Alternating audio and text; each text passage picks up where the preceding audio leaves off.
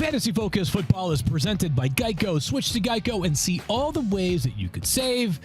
It's Tuesday, August 8th. Field and Daniel hanging out. We're going to be talking about the AFC West today, divisional preview. Maybe we'll touch on Patrick Mahomes, guaranteed, as we said yesterday, to hit on Raiders fullbacks. How much research did you put into Jakob Johnson's fantasy projection? I did quite a bit more fullback research than I have ever done, Field. Good. I got my fullback tiers list. We're going to come out with that episode tomorrow. Oh, wow, good. Nice. So, that'll be a big one on both YouTube.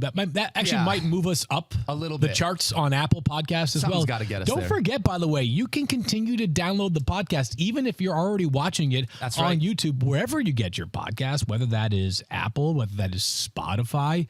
What else? What other places have lots of podcasts? iHeartRadio, maybe. iHeartRadio. Is that what you use? No, I don't. No, I use Spotify. You use Spotify. I'm a Spotify guy. Do you know that there's one person in the world who I think still uses Pandora? Do you know who that is? No. Is that your mom? Does your mom still use it? No, I'm not sure my mom ever used Pandora.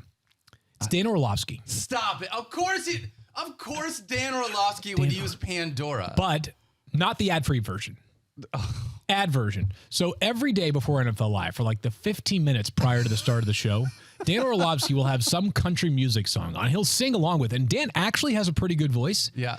And the songs are usually pretty good. I'm a big country music fan myself. And yet somehow, at some point between 3:45 and 4 when the show starts, we will hit at least one ad. That's incredible. So we'll go from banger from Morgan Wallen, banger from Luke Combs, big time commercial break. And you're like, the vibes just got crushed right there. Yeah, it's almost like we need to find a way to get Dan just a little extra kashish just to, get the ad-free version. 12 years in the NFL wasn't. Dan, if you had played 13 years in the NFL, then you would have been able to afford the That's what you're looking for, kids, 13 years. Dan's the best. We love him. My favorite Lions quarterback of all time. You're allowed to say Matthew Stafford still if you want, but we love Dan. And maybe one day we'll get Dan Orlovsky to come on Fantasy Focus and talk quarterbacks because while he may not necessarily have a ton of fantasy experience, I don't know. I have no idea whether Dan's played. He's got kids, though. He's got triplet boys. He probably has played some fantasy football. But whether he has or hasn't, we should have him on. It'd be fun to talk quarterbacks with Dan Orlovsky. So anybody that's I'm going to write that one down. Calvin Johnson is welcome on the show, always. Those are the rules for Fantasy Focus guests. All right, so let's dive into it. Not a lot of news yesterday from around the NFL, nothing super duper crazy. We've got our eyes on Jonathan Taylor. There's still some weird stuff going on there, but we've touched on that already. We'll touch on it more if a concrete update takes place. So let's dive into our AFC West division of preview, Daniel. And because they are the best team in the NFL, they won the Super Bowl last year, we get to start with the Kansas City Chiefs. Kansas City Chiefs finished as 14-3 last year, point differential of plus 127. So they were scoring a lot of points. That's all you need to know. I'll give you Travis Kelce. I'll take Patrick Mahomes. The question is not, what do you think about these players? Travis Kelce is the number one tight end in the game, and there's no question about it. Patrick Mahomes is the number one quarterback in the game. He's incredible. The question for me is, how high are you drafting these guys in fantasy? How high are you drafting Travis Kelce, or how high can you draft him? Yeah, if for some reason you're looking for more insight on how great Patrick Mahomes and Travis Kelce are, check out some of our prior shows. But I think there's a reasonable case that Travis Kelce is one of the first 5 players off the board in fantasy this year. He is going right around pick 6 in terms of current ADP. Yep. A reminder that a lot of the ADP data is going to be more thoughtful as we get closer to the start of the season. You see all these ADPs right now, and Kelce 5th overall, average pick of 5.8. So this, to me, is right where it belongs, Daniel. So I think there are 2 factors to consider with Travis Kelce, both sort of intuitive, is that, how does he stack up amongst all non-quarterbacks? Because obviously we're going to pass on quarterbacks early in the draft, at least in the first round.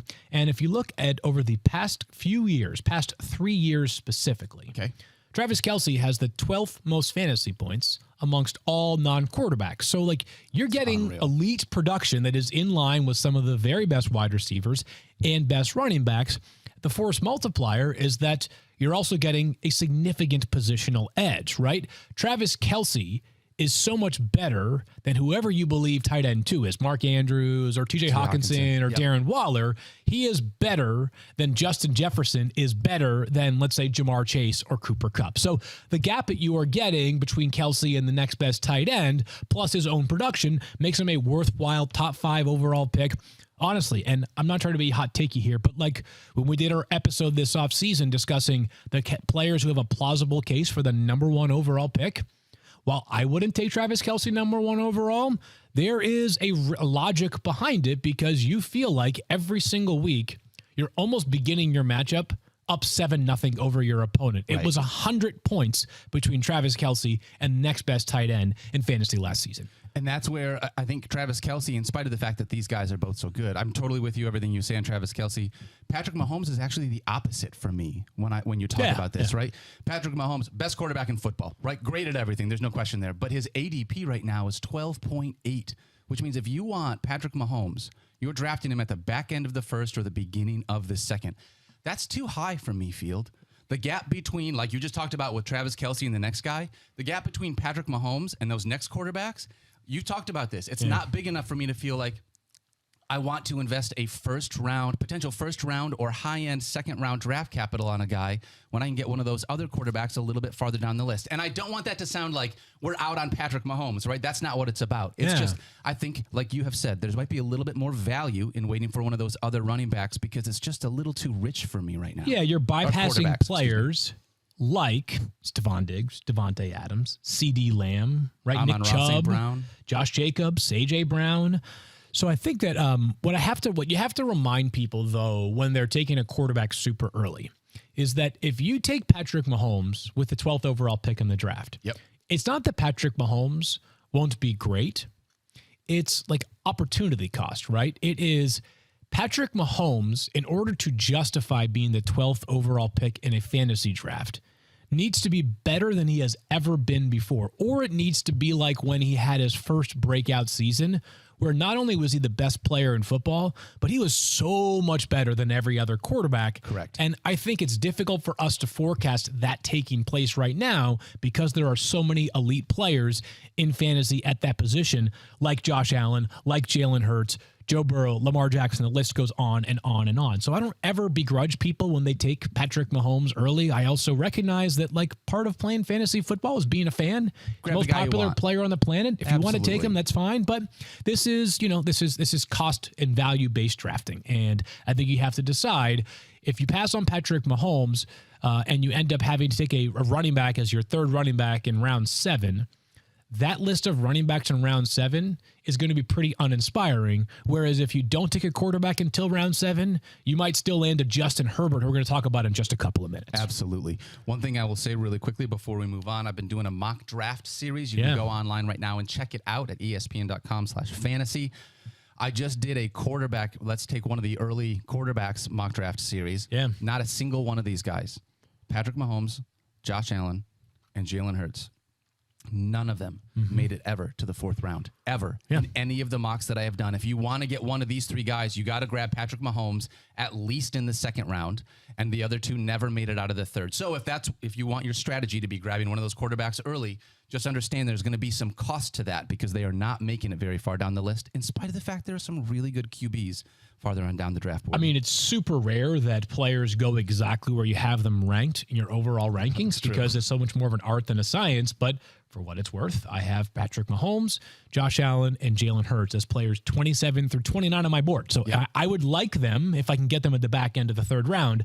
You are telling me that is far from a guarantee. Definitely. All right, let's move on to talk running backs field. I got to say Pacheco at the very end of my RB2 list. Yeah. I'd actually rather have him as an RB3 on my team, but how are you approaching him here, and can he be someone you leave your draft with as a potential low-end RB2? I really like Isaiah Pacheco as a player. He was awesome for the Chiefs down the stretch last season. He was very good in the playoffs. Worth noting right now that yesterday there was an update via Adam Teicher saying that Andy Reid has suggested both Kadarius Toney and Isaiah Pacheco could very well be on the field for week 1 of the regular season. Pacheco had both, I think it was a foot and a shoulder issue he was dealing with, but he's been on the practice field. Toney obviously had surgery more recently, and he has been off the practice field. So Pacheco is sort of an interesting one, and I think it depends on what you think you're getting out of Isaiah Pacheco. Yep. In recent seasons, as a matter of fact, over the past 4 seasons, the highest ranked running back from the Chiefs in terms of total fantasy points at the end of the season, 24th, 22nd, 22nd, and 34th Wow. So in recent years, what the Chiefs have done is they have relied more upon a committee, and that is why guys like Jerick McKinnon and Darrell Williams and Damian Williams and Clyde Edwards-Helaire 1 year have been on that list. But if we have seen something from the Chiefs in recent years, it's that as their roster, which is so good, gets more expensive because guys like Patrick Mahomes and Travis Kelce and Chris Jones and all these really great players need to make more money, they're going to go cost efficient at the running back spot. I mention all of that because Isaiah Pacheco was a 7th-round pick a year ago. They've already kind of won in terms of the market efficiency there, but they also might be inclined to, even though he played well last year, even though he's extremely cheap in terms of the salary cap, like they can divvy things up amongst a bunch of backs. You're going to have Jerick McKinnon, who's going to lead the team in terms of running back targets. And as great as Isaiah Pacheco is, or was last year for them, as a 7th-round value, he had 13 catches last season. Yep.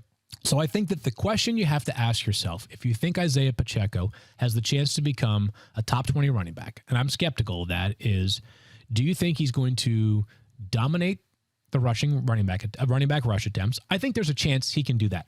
But do you think he's also going to dominate the goal line work? Negative. Not totally sold on that myself. And do you think he's going to get increased passing game utilization? I'd be surprised. Like, I wouldn't be surprised if it was increased, but an increase is not a whole lot. Right. 13 to like 23 would be reasonable, right? Because he was not a full-time starter last year. I just think that, and I've made this point on a couple of different teams, the Chiefs are planning for a 20 or 21 game season this year, right? Yep. So they'll be judicious with guys, and Jerick McKinnon will impact the passing game. Clyde Edwards-Helaire will have some sort of role, and there's been tons of buzz this training camp about Deneric Prince, an undrafted free agent, making the roster. Whether he plays is a different story. So I have Isaiah Pacheco as RB26 on my board. I think he settles in right there. He is a strong flex consideration that I think will lead the Chiefs in rushing attempts most weeks. I think we're going to have to see a little bit more passing game utilization or consistent goal line utilization for him to pay off enough to beat out his current cost. I am totally with you on that. And I will say this from weeks, you said he finished out the season really strong. Weeks 10 through the Super Bowl. That was 12 weeks where he really got a big run. 11.9 fantasy points per game. That would have been running back 24. I mean, we saw what he looked like as their lead back when games mattered. It was on the line. You're talking about a Super Bowl.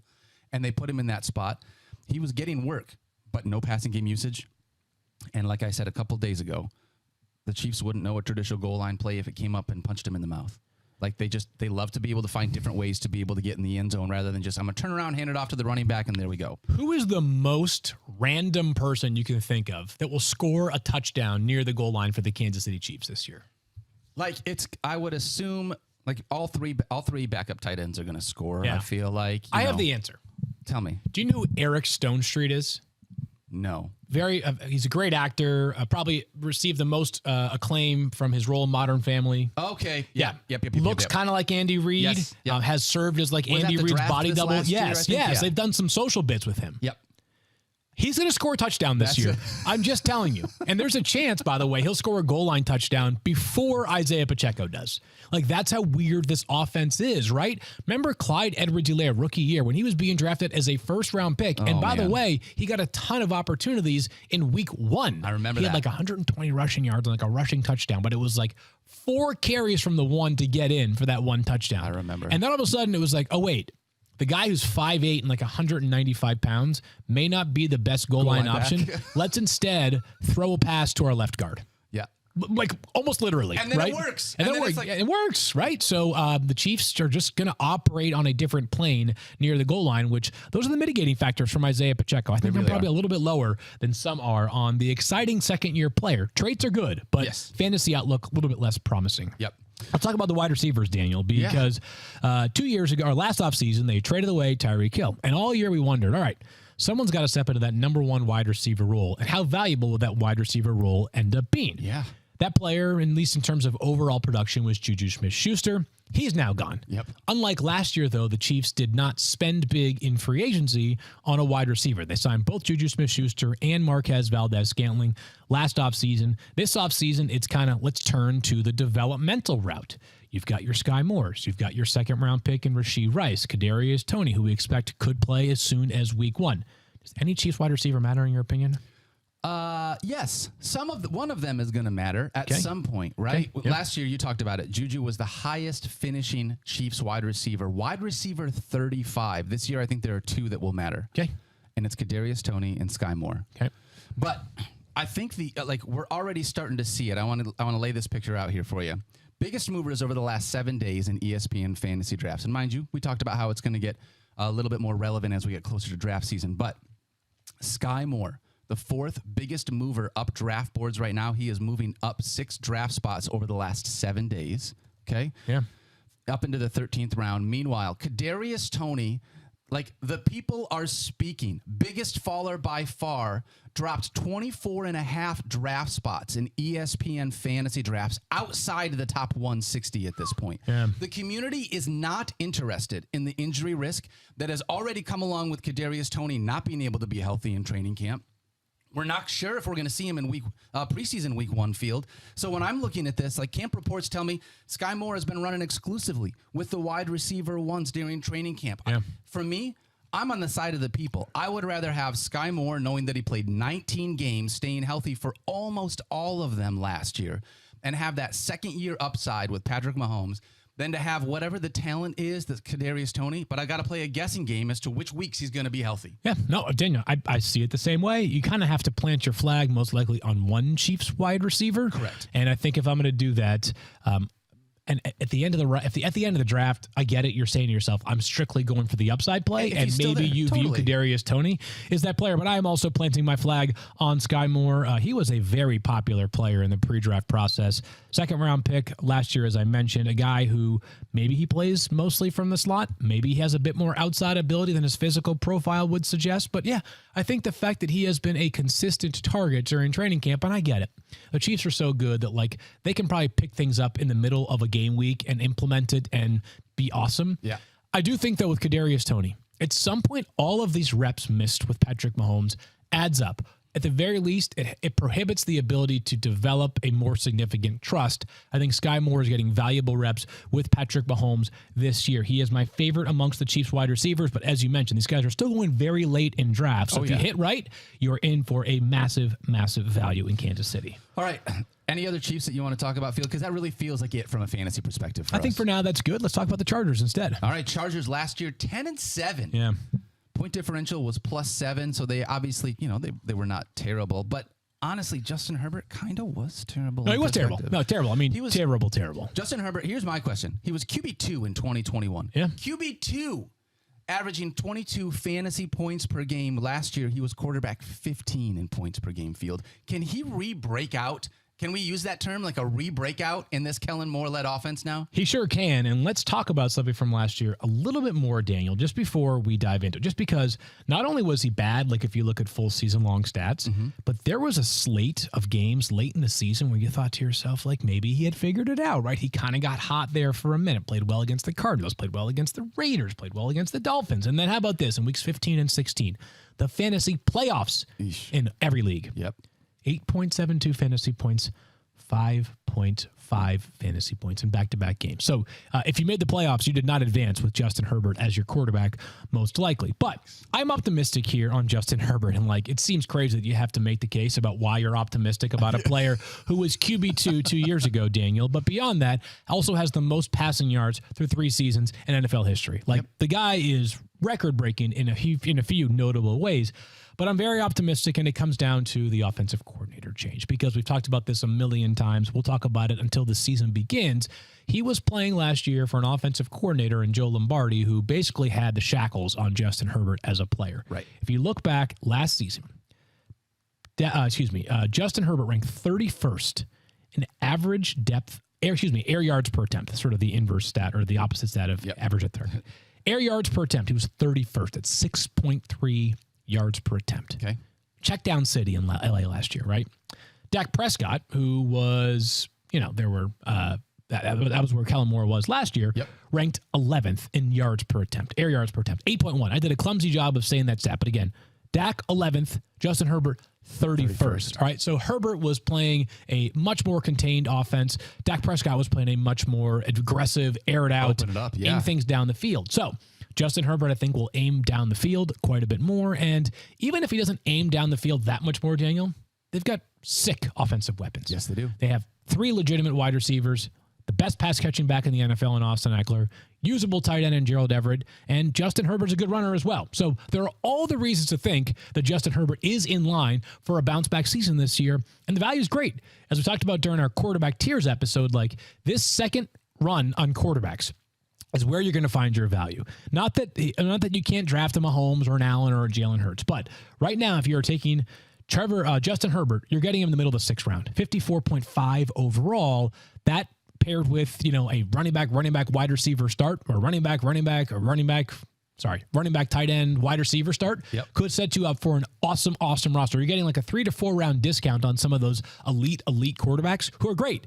It's just that the opportunity cost is quite a bit different when you're getting a Justin Herbert in the 6th round. Yeah, and talking about Kellen Moore, you mentioned last year not just last year, but specifically I want to talk about that. 2021, Kellen Moore's Cowboys led the league in offensive yards per game and points scored per game.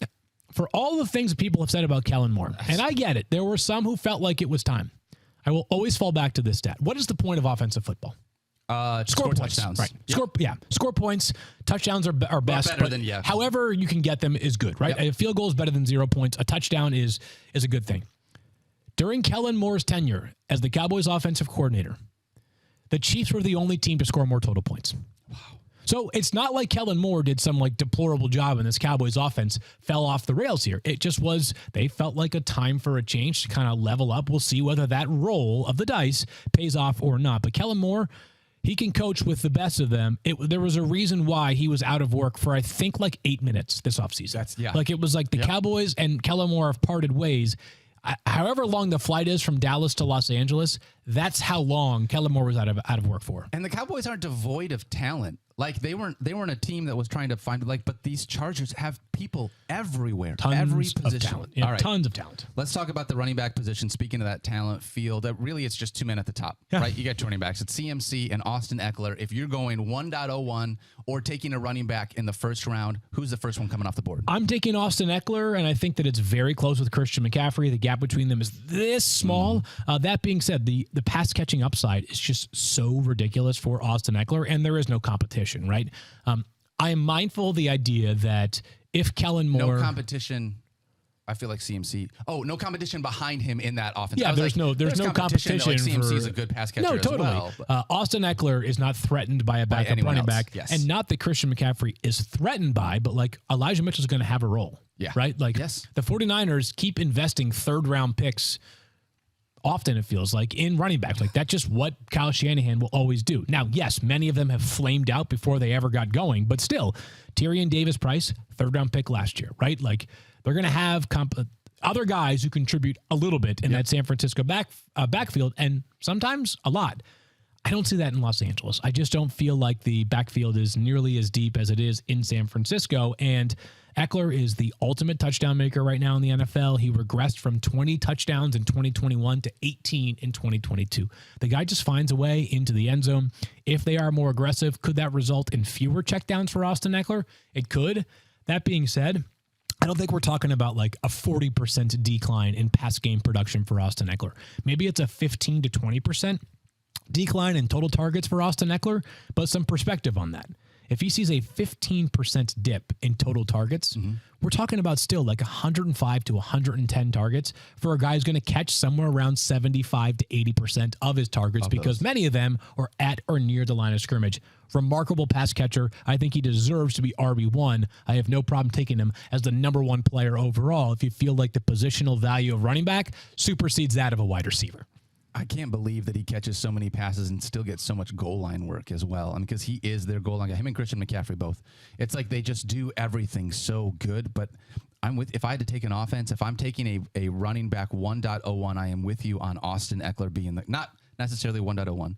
But if I'm taking a running back before anyone else, it's Austin Eckler for me. Christian McCaffrey, because of that Elijah Mitchell. The 49ers just want to use other running backs, and I'm trying to split hairs, right, when I'm making this decision. Yeah, totally. I don't have a strong argument against Christian McCaffrey. It's just that you have to find a way to break a tie, and that's one of the more difficult ties to break. Against Christian McCaffrey, I would tell you that I'd be doing different. Yeah, I'd be doing something different professionally than what we're doing here right now.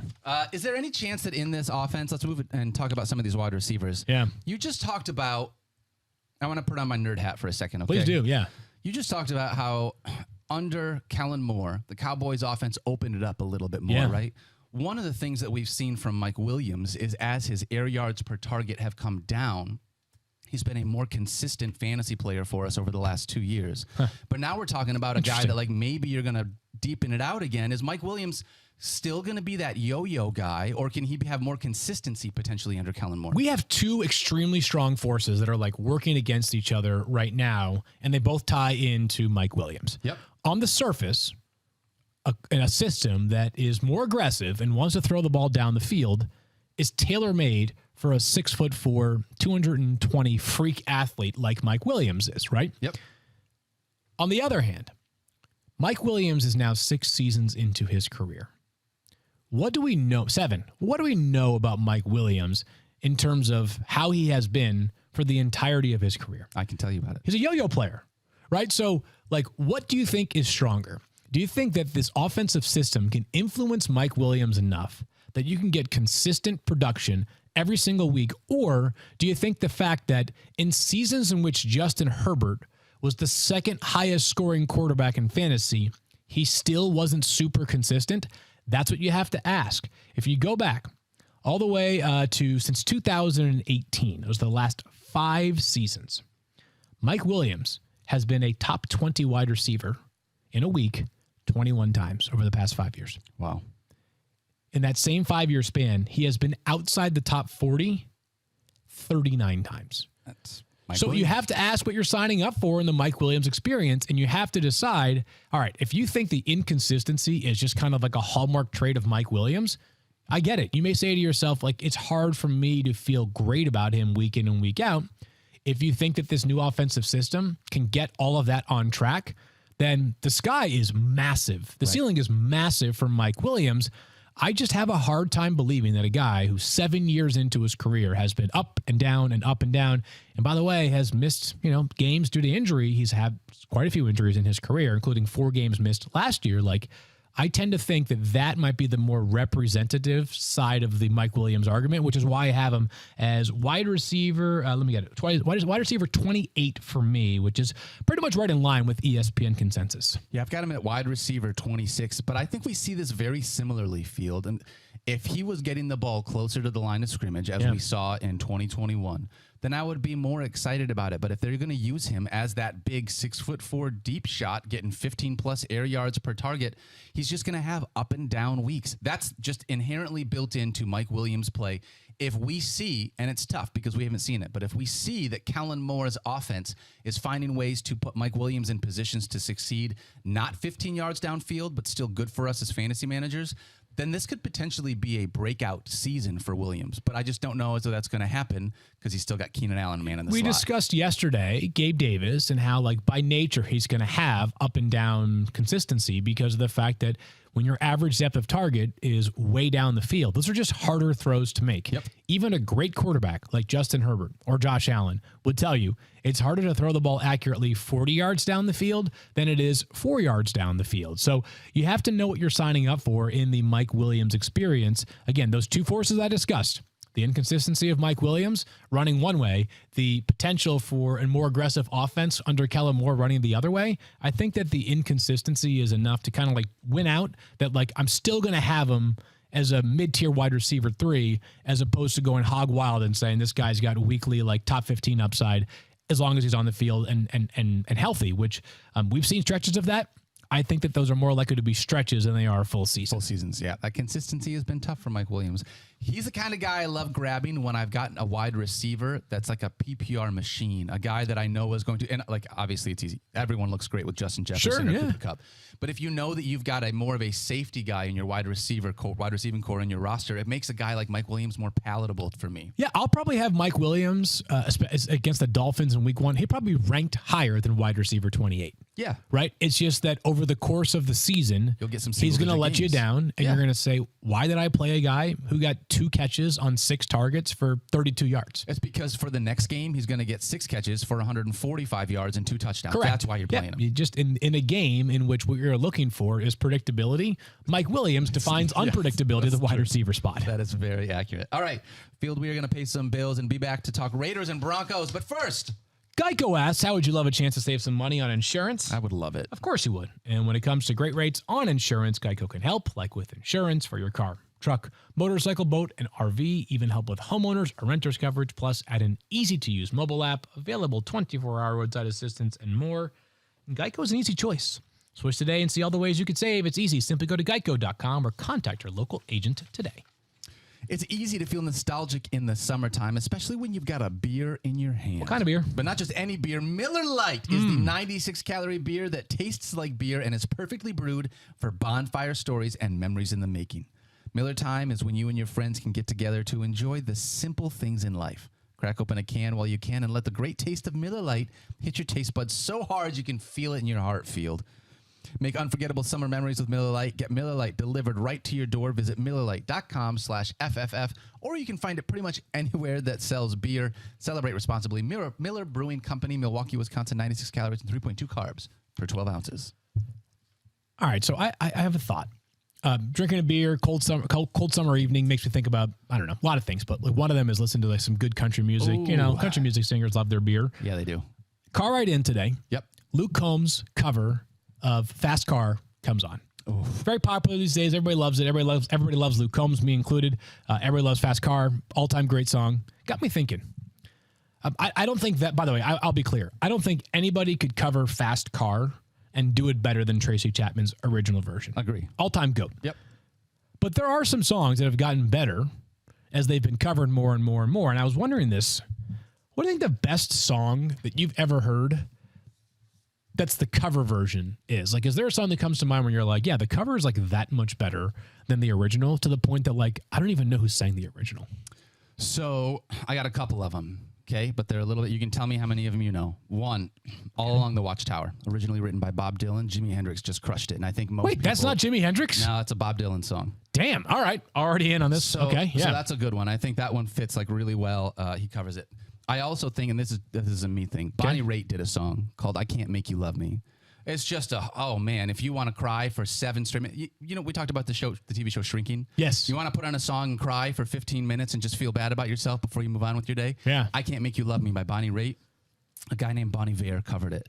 Bon Iver's version. Wasn't he the guy that sang with great. T Swift recently? Yes, it is. Okay. Yes. Got So it. Yeah. he did an unbelievable job with that song. And everything from there on out is going to start being niche field. So I'm going to You already reached niche right there.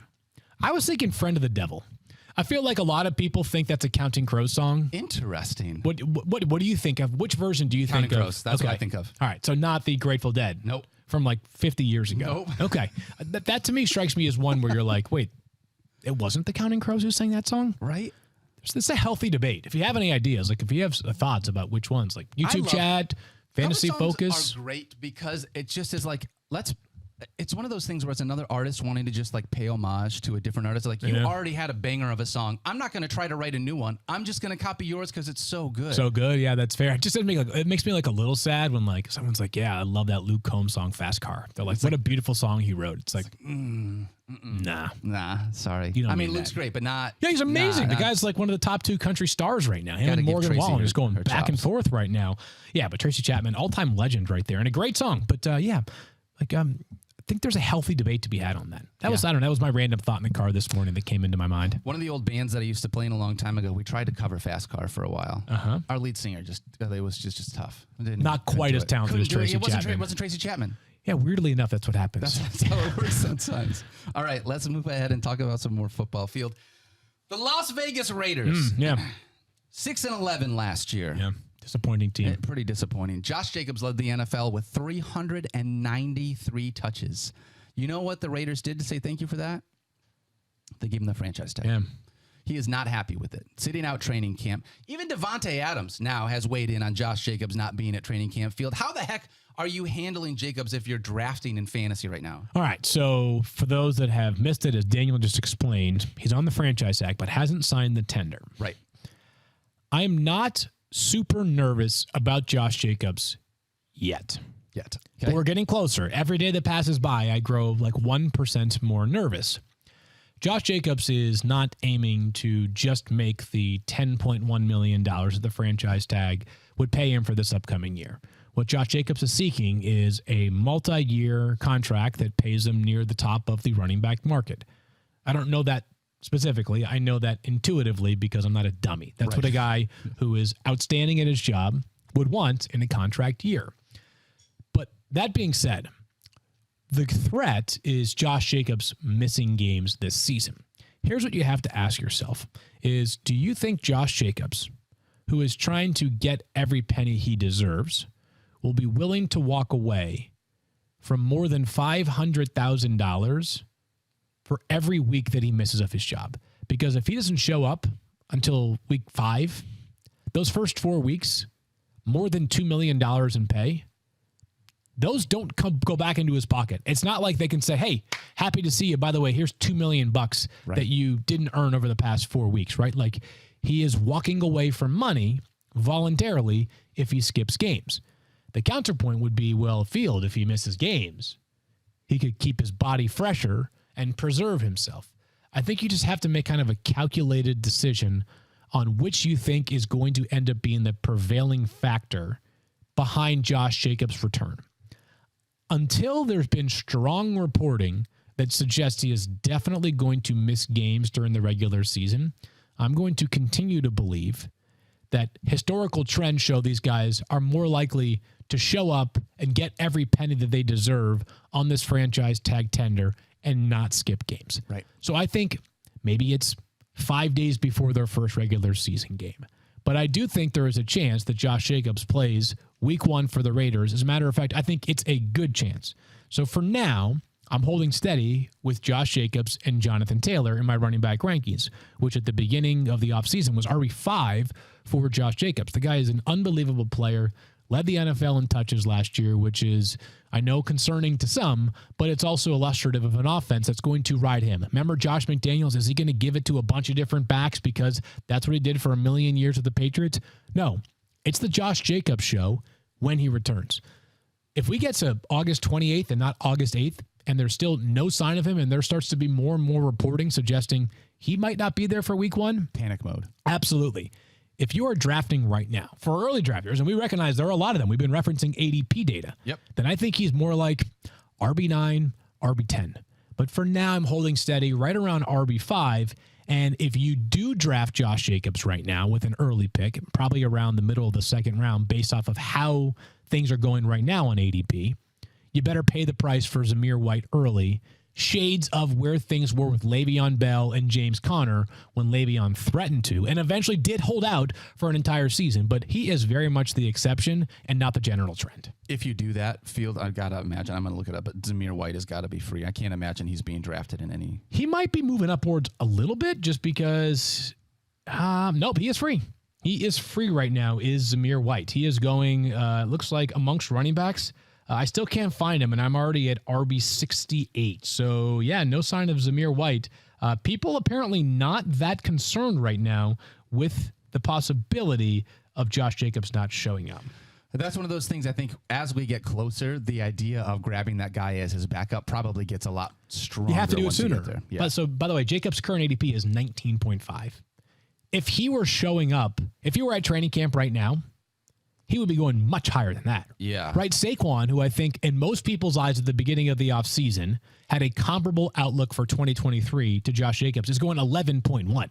So back into the first round. Like Josh Jacobs would be somewhere between, like, if I had to guess, 9 and 13 if you were at training camp. You're already getting like between a 6 and 10 spot discount. So it's risky as heck, Daniel. And I'm one of those people that doesn't love the idea of like rolling the dice a bit on my first round pick. Right. But if this, if you do your draft now and you get Josh Jacobs at the back end of the second round after getting Justin Jefferson with the first pick, you get Josh Jacobs with the pick 20, and he shows up in 2.5 weeks. All of a sudden, you got great value. I mean, how often are you getting Justin Jefferson and Josh Jacobs in the first 2 rounds of your draft under normal circumstances? The answer is never. So there's a significant risk if he doesn't show up, but I tend to think that, or there is a risk if he does not show up. I think he's going to end up being there. I think so too. I think if I'm drafting now, I am still operating under the idea that I'm taking him that he will be there, like you said, in 2 weeks. And I think I'm getting good value from that standpoint. But Field, as our friend Matthew used to say, no risk it, no risk it. You know what Correct. Yes. I think he trademarked that. Is that true or no? I think it was trademarked. He's a very entrepreneurial type, right? Let's talk about, oh man, we already had this. When we were talking about the wide receiver tiers that you had, Field, I had some questions about Davante Adams. Yeah. Over the last 3 seasons, Davante Adams was wide receiver 3 in his final year with Aaron Rodgers. Surprise, surprise. Yeah. He was wide receiver 6 in his only season with Derek Carr. Now he gets Jimmy Garoppolo. We talk about certain pass catchers being quarterback proof. Does that still apply to Davante Adams here? Yeah, so I'm assuming the reason why people have been nervous, relatively speaking, about Davante Adams this offseason is the quarterback change. Is that correct? It's got to be that. So Jimmy Garoppolo, not ranked, right? And it doesn't have to be this, but not ranked anywhere in our fantasy rankings as the quarterback position. It's the worst quarterback, I think it's fair to say, that Davante Adams has played with. That doesn't mean that he's bad, but it's been the starting quarterback. Because he's played with worse. All right, so let me just full season is what I mean. Full season. I'm not worried. Maybe I'm wrong here, but Davante Adams, as you noted, with an elite quarterback, has been absolutely bona fide, super duper star. Could be wide receiver 1 in all of fantasy. Wouldn't surprise us at all. He's the best touchdown maker in the NFL, and that has nothing to do with who he is catching passes from. I talked on a previous show about how when playing with Brett Hundley, who you will at least give me that Jimmy Garoppolo is better than Brett Hundley, right? Yes. Okay. 13 games together, he had 65 catches, over 800 yards, and 10 receiving touchdowns. That is totally respectable, solid output. That's probably wide receiver 2 output on a points per game basis if I had to do the math. Last year, Jared Stidham, who prior to starting against the San Francisco 49ers, the best defense in the NFL last year, had only started games in college and the preseason. He had 0 career regular season starts. What did Davante Adams do with Jared Stidham in that first game together? Tell me. 7 catches, 153 yards, and 2 touchdowns. I get it. Jimmy Garoppolo is imperfect. I think he's fine, though. I think he's a totally serviceable starter. As a matter of fact, one thing you can't take away from Jimmy Garoppolo is his accuracy. Over the past 4 seasons, Jimmy Garoppolo has a completion percentage of 68.2%. Wow. That's 3rd best in the NFL. By the way, Jimmy Garoppolo is 68.205. Joe Burrow, who's 2nd best in the NFL, is 68.235. Wow. Basically as accurate as Joe Burrow. Now, completion percentage is not the end-all be-all when it comes to quarterback accuracy, right? If you're throwing the ball a lot more down the field, your completion percentage is going to drop. Yes, Jimmy Garoppolo was asked to do a lot of sort of distributing in San Francisco because of their elite run-after-catch weapons. But I don't think that there's going to be a bunch of off-target throws to Davante Adams this year playing with Jimmy Garoppolo relative to where it was with Brett Hundley and Jared Stidham, who had never started a game before. By the way, I like Stidham as a developmental backup right now for the Broncos. But the point is that I'm not concerned about the quarterback concerns that seemingly so many people have for Davante Adams. And by the way, there is a very strong chance that Davante Adams is in the top 3 of targets in the NFL. We always tell you, what's fantasy about? Talent and opportunity. If anybody questions Davante Adams, they're a lunatic. Yeah, talent's still there. And the opportunity should be there. 170 targets could easily take place for Davante Adams this season. They did add Jacoby Myers. They traded away Darren Waller. It's not like he's got a bunch of competition. He should feast this year. So I think this is really what I wanted from you, Field, because for me, it's about being able to feel confident in the man throwing him the football. This isn't about Davante Adams. Davante Adams is still Davante Adams. But if this offense and the quarterback getting the football can still sustain him in a top 10, top 7, top 5 type of a way, then yeah, we can all be in on Davante Adams. I just think it's the worst quarterback that he will have over a full season. And that's my concern. That was all. I think I've learned that sometimes the quarterback can certainly matter. If it's an unstartable, if it's a borderline roster player in the NFL, sure, I'd get it. Right? If this was Colt McCoy, I think is a serviceable backup, right? But not the kind of guy that I want starting 17 games for my team. I would feel less optimistic about Davante Adams. Jimmy Garoppolo is probably somewhere between the 16th and 22nd best quarterback, depending on the week in the NFL. He's not Davis Mills, is what you're saying. Yeah, I'd feel differently if it were a different quarterback, but he is serviceable enough to do exactly what Davante Adams needs to do to be an elite player in fantasy every single week. Oh, by the way, last year, when not playing with Aaron Rodgers, he had a career high in touchdown catches. Davante Adams is as close to what we have seen as quarterback proof in the entire NFL. Yeah. And not every star receiver has had to deal with a quarterback change, right? Like Justin Jefferson has only ever known Kirk Cousins, and Joe Burrow has only been the quarterback that Jamar Chase has really played with. So I get it. That's not totally fair to some of the other elite receivers, but we've seen guys whose production has dipped when they have played with lesser quarterbacks. Davante Adams is the exception to that oftentimes seen trend. Okay, so we both view Davante Adams as a top 7 wide receiver. Yep. Even though Jimmy Garoppolo was under center, quarterback change with Jimmy Garoppolo being there, is there room in this wide receiving core for another pass catcher for us in fantasy? Obviously, Jacoby Myers came over from New England. Yeah. He was really nice last year. Yeah. Wide receiver 29 with 12.9 fantasy points per game. Hunter Renfrow, also nothing to shake a stick at, even though we hardly saw him last year on the field. Is there another Raiders pass catcher that you would be interested in looking at or taking a shot at in fantasy? Yeah, so Josh McDaniels has been saying the right things about Hunter Renfrow this season. It just makes no sense to me that Hunter Renfrow had such a diminished role last year after getting that extension and being an awesome player 2 seasons ago. So I think there's room for one more. I think that one more is Jacoby Myers, because one thing you can say about the Raiders is that they've spent a lot of money. I guess this would be 2 things. They love their former Patriots, from the front office to the coaching staff to the roster. Jacoby Myers got a real deal in free agency this offseason. 3 years, $33 million, and you kind of know what you're getting with Jacoby Myers. He's like the anti-Mike Williams, right? Like, he really is. I don't know how many top 20 weeks Jacoby Myers is going to produce this year. He might have like 2 or 3. But I also think in this offense, he'll probably have like 12 weeks where he finishes between like wide receiver 30 and wide receiver 38, right? He's just like a steady Eddie flex. I expect him to have like 65, 70 catches, 850 receiving yards maybe, but he's like less than 12 yards per catch in his career. He's not a great run after catch player. Until last year, hadn't really been much of a touchdown producer, right? He had 2 career touchdowns in his first 3 seasons as a receiver. Only 6. But he's really solid. Like, he's just a really solid football player. So when you get to your later rounds and you feel like you need some comfort food, then I think that's what you're getting in Jacoby Myers. You know what you're getting out of him, which when you get to where he is being drafted, Just going to look at that. which I've got, let's see, if I go to wide receivers right now on the fly, you can beat me to this potentially. Jacoby Myers is being drafted in terms of ADP in the 13th round. Yep. Right? So, like, there's the next player being drafted behind him is a great one, Gabe Davis. So, like, you choose what you want at that point of your roster of your draft. High upside or Right. floor? What do you want? Now, it may be a byproduct of how you've drafted up to that point. Yep. But 2 players whose profiles could not be more dissimilar. Yeah. Maybe other than Mike Williams and Jacoby Myers. That's what Gabe Davis is. Gabe Davis and Jacoby Myers are. So I'm taking Jacoby Myers, but I think I'm also doing that with the admission that, like, I don't expect him to be, like, the league-winning player on my roster is not Jacoby Myers, right? He's like you know what? It's bye weeks time. I'm happy to have Jacoby Myers as a plug-and-play flex option. Yes, I'm with you. And that's where I am drafting him in the 13th round. He's not that sexy guy, but I'm finding my shots that I want to take dart throws on elsewhere. Because as a part of these rounds, Field, you can't just take high upside guys for the entirety of your bench. Yep. You got to have somebody that you can trust once you're in the throes of bye weeks, and Jacoby Myers. Again, we saw what he can do last year with the Patriots. Should be able to do something here this year with the Raiders. All right, last team, Denver Broncos.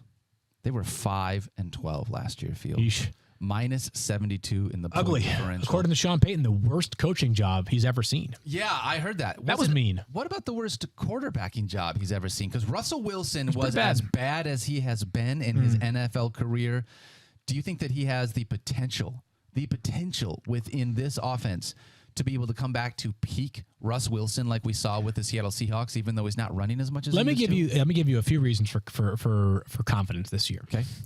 One, Sean Payton, right? I mean, like, obviously, this was the coach that Russell Wilson really wanted. Yep. It's a guy who has done extraordinary work with quarterbacks in the past. He's a brilliant offensive mind. 2 is professional pride. I talked about this with Aaron Rodgers yesterday. It's non-quantifiable. Mike Clegg would slap me right now if I said that in front of him. But I do think there is something to be said. When you reach your professional nadir, like your low point, you go one of 2 ways. That's the player you are going forward, or you bounce back. Russell Wilson may be corny, but he's resilient.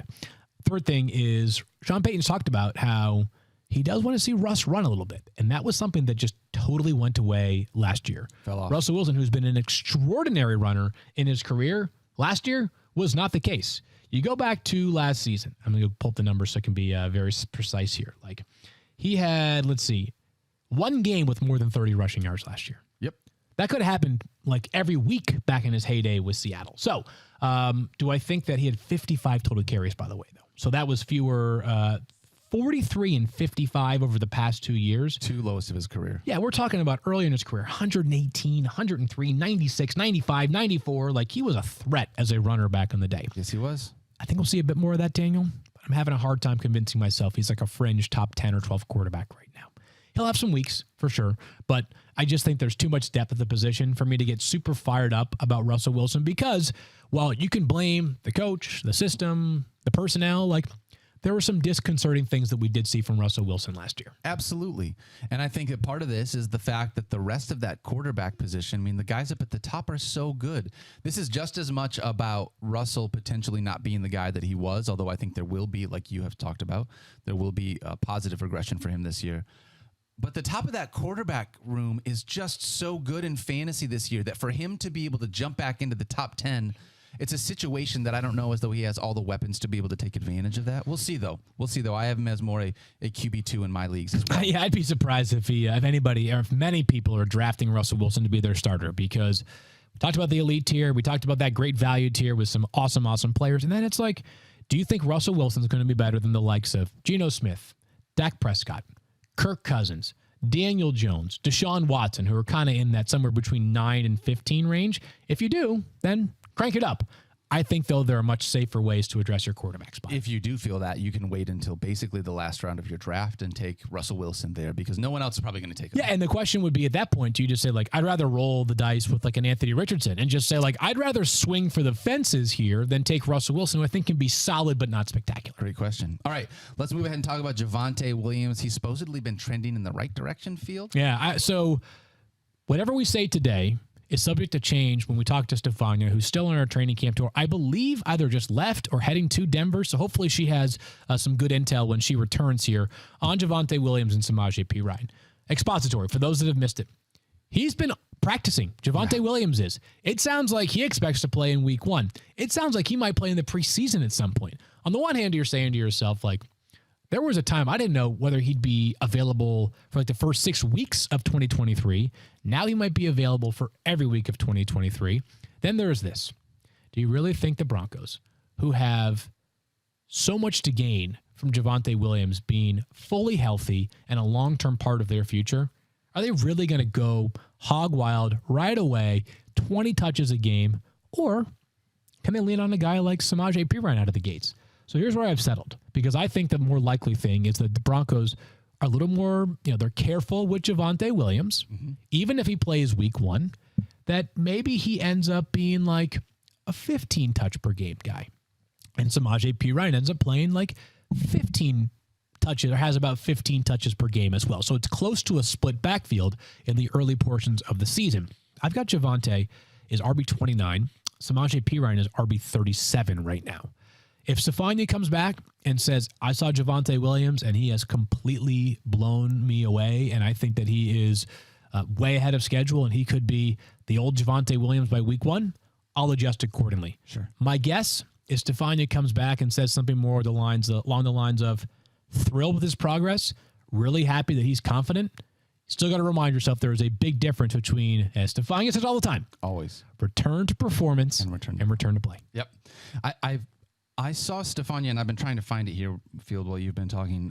She tweeted about it, right? I think she did have a tweet. I thought that it gave us a little bit of her mindset, but not necessarily a comprehensive look into her mindset. Well, there was that tweet. There was another one where I felt like, and correct me if I'm wrong here, but I thought I saw, and I think it came from Jeff Legwold, that he was saying that Javonte Williams had an off day baked into his schedule for a Friday a couple weeks ago, and he was still going to practice on his off day. And Stefania was like, these are the kind of things where like people get excited, because you see this guy wanting to be back on the field, return to play, but those off days are built in for a reason. There's a reason why your body is supposed to have those when you're rehabbing from injury. I was going to say, Stefania 2 days ago said the Javonte Williams recovery story continues to be a fascinating one. If the Broncos really believe he's close, reps during the preseason are important.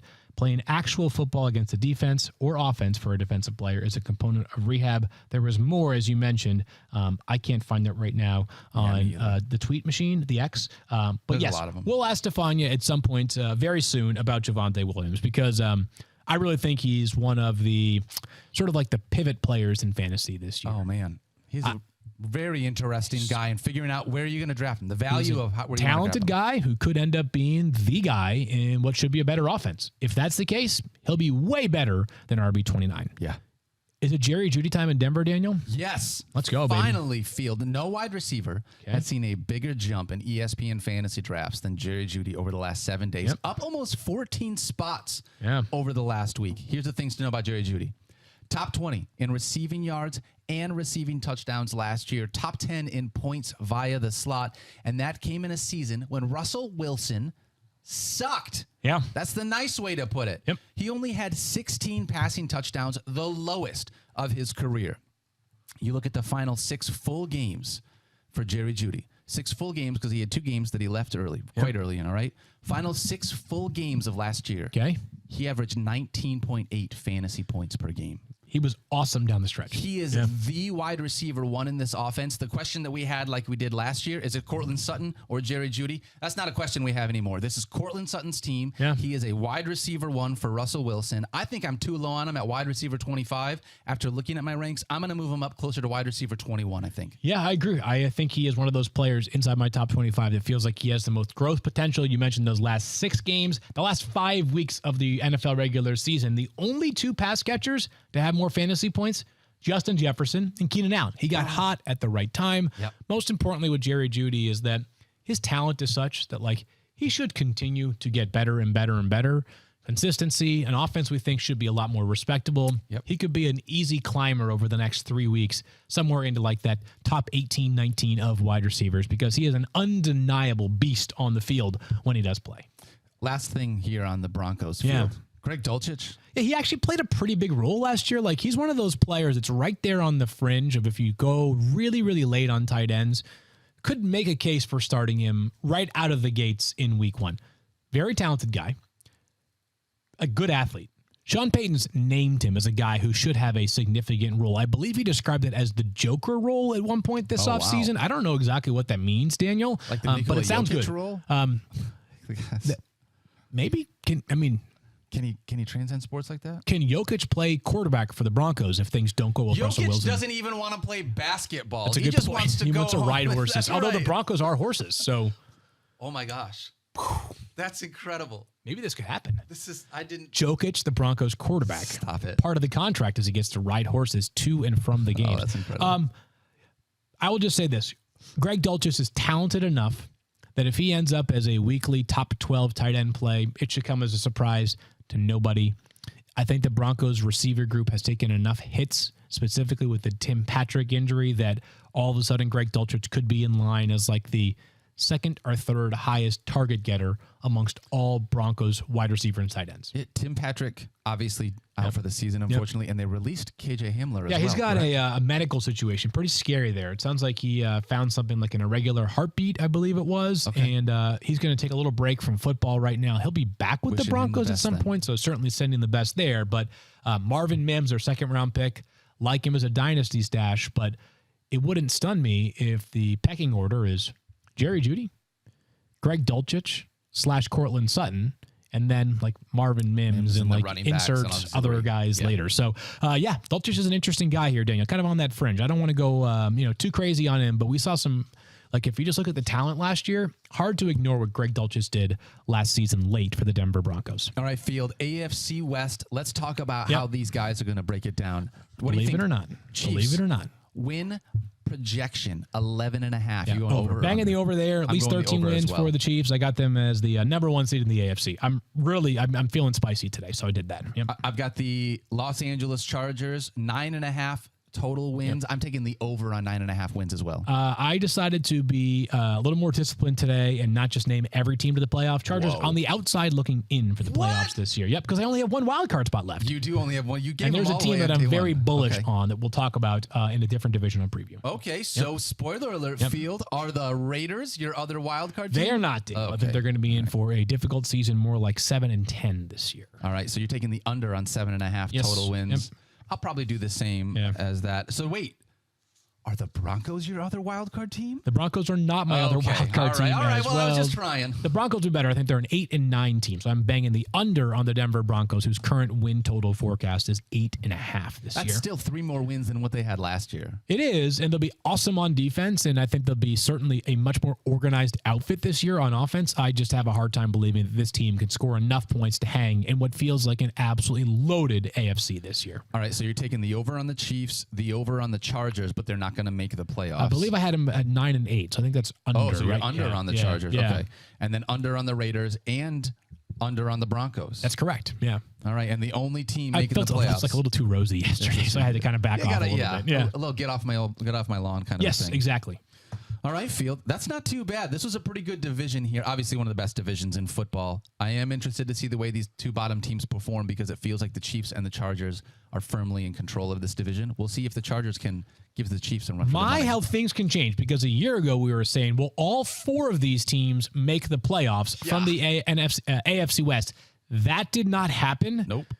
Things can change dramatically because all of a sudden it feels like a much different outlook for at least 2 of those teams in the Broncos and the Las Vegas Raiders. All right, good stuff today. We got another divisional preview tomorrow. In the meantime, if you want to, we've got AFC North tomorrow. Okay. Loaded division. You and I are about to go tape a podcast with Adam Schefter. I believe it drops next Monday. Love that. Adam Schefter. Sources are telling us he is inviting you and I onto the podcast. Check that out wherever you get your podcast. Be sure to check out the ESPN NFL YouTube page. We want to get that to 200,000 subscribers. Yes. Help do your part. We're 12,000 away. So it might take some time, but if you want to be a part of greatness, ESPN NFL YouTube page, go to youtube.com/ESPN NFL. For Daniel, I am Field. We'll talk to you guys tomorrow. We've got the Browns, Ravens, Steelers, and the Bengals.